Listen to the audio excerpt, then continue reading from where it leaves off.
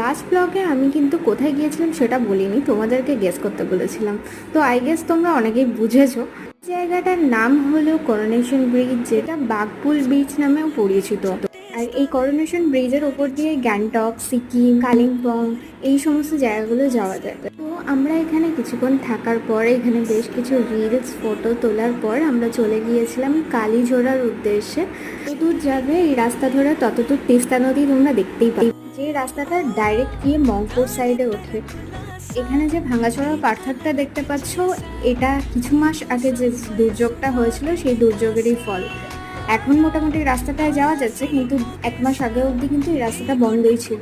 আর এটাই হলো তিস্তা তাপবিদ্যুৎ কেন্দ্র, এটা লোয়ার ড্যাম নামেও পরিচিত। অবশ্য জল তোমরা অনেকটাই কম দেখছো, কিন্তু 1 মাস আগে অবধি প্রচুর জল ছিল। অবশেষে আমরা কালীচোড়া পৌঁছে গিয়েছি, আর এখানে বেশ কিছুক্ষণ টাইম কাটিয়ে আমরা আবার শিলিগুড়ির উদ্দেশ্যে রওনা দিয়েছি।